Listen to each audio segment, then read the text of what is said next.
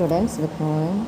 Today we can study about the anal canal. So we already finished rectum, and the lower part of the rectum continues as anal canal. So anal canal. So this is the rectum, and here we can see lower part of the rectum continues downwards as anal canal. So anal canal is the terminal part of the GIT. Gastrointestinal tract. Okay, this is about 3.8 to 4 centimeter in length. Okay, and it extends from the anorectal junction to the anus. Anus is the external opening of the anal canal. Okay, this portion, external opening, is known as anus. Okay, and this anal canal lies 4 centimeter in front of the tip of the coccyx. Okay, front of the tip of the coccyx. Then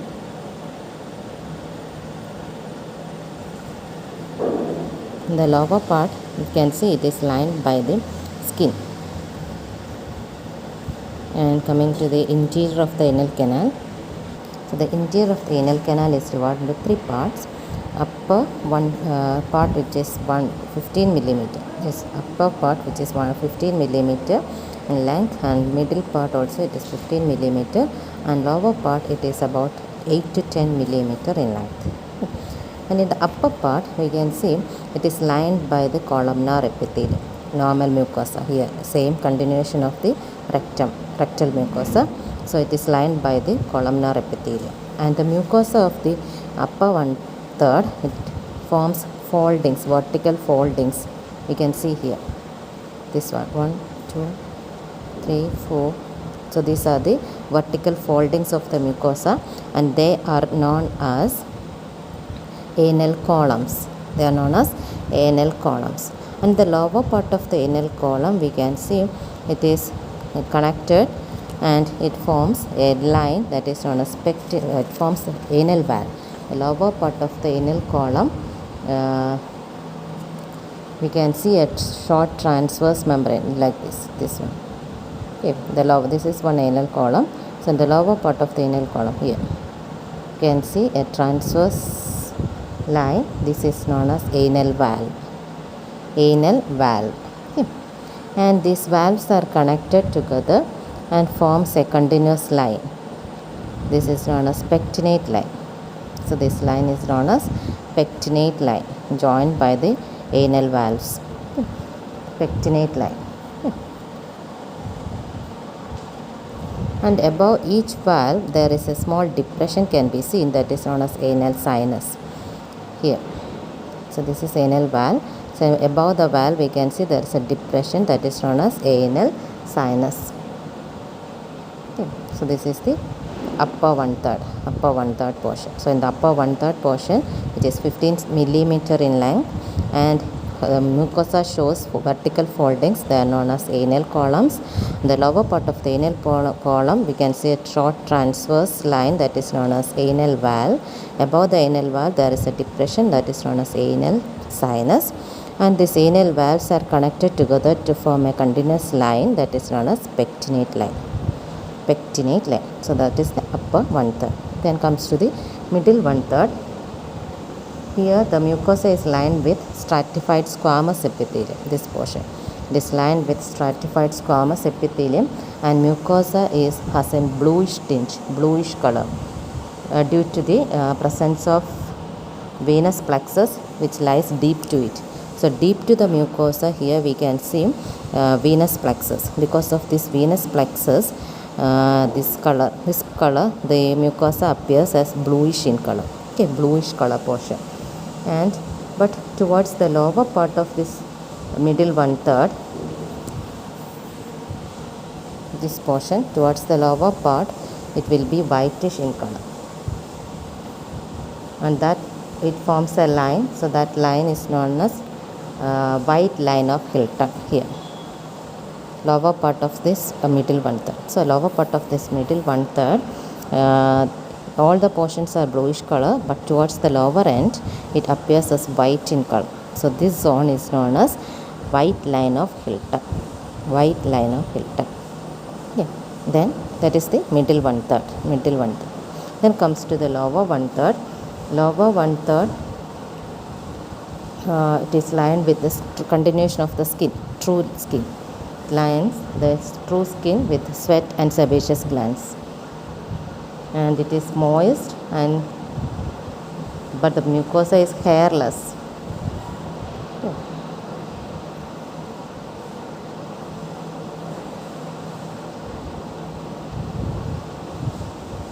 So that's all about the interior. That is, it is divided into three parts: upper 1/3, middle 1/3, and lower 1/3.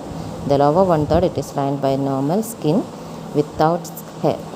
Okay, towards the end, anal canal, we can see hairs also. Anus, not anal canal, anus opening. Okay, so this opening is known as anus. So that is the interior of the anal canal. Then the outer to the mucosal layer, we can see the muscular layer of the anal canal. Here we can see there is an outer circular layer and inner circular layer and outer longitudinal layer. So the circular layer, so we can see this is the circular layer, and here comes the longitudinal layer. Okay, so the circular layer, lower end of the circular layer is thickened comparing to the rectum. Here we can see it is thin. Okay, so here this portion becomes thickened and it forms the internal anal sphincter. Okay, so there are two sphincters for the anal canal. One is internal sphincter and the other is external sphincter. Okay, so the internal sphincter is formed by the thickening of the circular muscle layer of the anal canal. The circular muscle layer thickened to form internal sphincter. So this internal sphincter is in the upper 2/3 of the anal canal, surrounds the upper 2/3 of the anal canal. So it is absent in the lower 1/3. Okay, up to here you can see. So this is the internal sphincter. Okay, then there is an external sphincter which is seen outside the anal canal. This is the external sphincter. Okay, and this external sphincter, it is this internal sphincter is formed by the smooth muscle fibers. So it is involuntary in function, but external sphincter, it is formed by the skeletal muscles. So it is will be voluntary muscles. It is voluntary, and it has three parts. Okay, that's a subcutaneous part and superficial part and deep part. Subcutaneous part. Here we can see. So this is, here we can see three parts. See, this is the external sphincter of the anal canal. Okay, it has three parts: subcutaneous part, superficial part, and deep part. Okay, then subcutaneous part can be seen. It is formed by circularly running fibers just below the skin. This is the skin portion. So just below the skin we can see circularly running muscle fibers. They forms the subcutaneous part. And superficial part arises from the tip of the coccyx. This one arises from the tip of the coccyx, and it surrounds the lower end of the anal canal, and it will be inserted into the perineal body. Then deep part, this is the deep part. And deep part lies deep to the superficial part. Is also consisting of circularly arranged muscle fibers. So all these are skeletal muscle fibers, so they are voluntary in function. So this is the external sphincter, and this is the internal sphincter of the anal canal. Internal sphincter and external sphincter. So these are the two sphincters of anal canal. So coming to the nerve supply, blood supply, and venous drainage of the anal canal. So blood supply, arterial supply is by the superior rectal line, above the pectinate line. So this is pectinate line.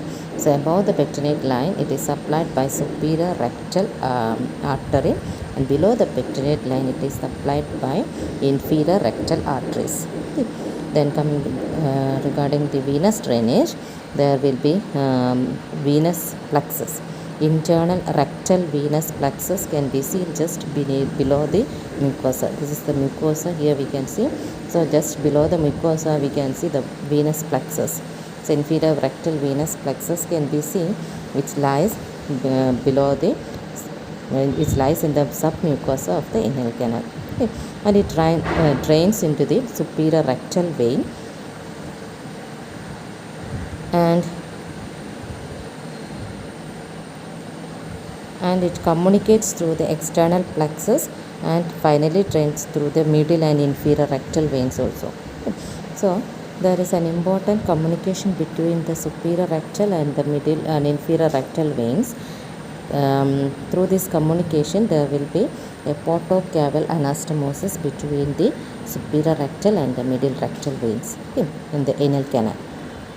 Then this anal canal, so the veins are present in the 3 columns. Here we can see these are the columns, anal columns. So the anal column which lies in the 3 o'clock position, 3 o'clock in the clockwise 3 o'clock position, then 7 o'clock position and 11 o'clock position. We can see the venous plexus. So these are the site for the internal hemorrhage or the internal hemorrhoids or internal piles. Okay. 3 o'clock position, 7 o'clock position and 11 o'clock position. Okay. And there is external rectal venous plexus and also anal veins. Okay, the anal veins are arranged circularly surrounding the anus opening. Then excessive staining during the defecation of this may cause rupture of the inner veins, forming the external piles. So internal piles is from the internal rectal plexus and external piles is formed by the rupture of the anal veins, internal and external. So it is known as internal hemorrhoids and external hemorrhoids. Then lymphatic drainage. Above pectinate line, it drains into the internal iliac lymph nodes, and below the pectinate line, it drains into the superficial inguinal lymph nodes. Then coming to the nerve supply, above the pectinate line, it is supplied by the autonomic nerves, that is sympathetic and parasympathetic. Sympathetic by the inferior hypogastric plexus and parasympathetic through pelvic splanchnic plexus. Okay. It is not sensitive to pain. Then below the pectinate line, it is supplied by inferior rectal nerves. So that is the nerve supply. Then clinical anatomy of anal canal, piles or hemorrhoids. Internal piles, it is seen above the pectinate line, and it is painless because it is insensitive to pain. This region above the pectinate line, these regions are supplied by the autonomic nervous system, so they are not sensitive to pain. Okay. So here is the site for the internal hemorrhoids or internal piles. Okay. And external piles or external hemorrhoids can be seen in the near to the opening of the anal canal, that is near the anus, and it is sensitive to pain. Okay. Then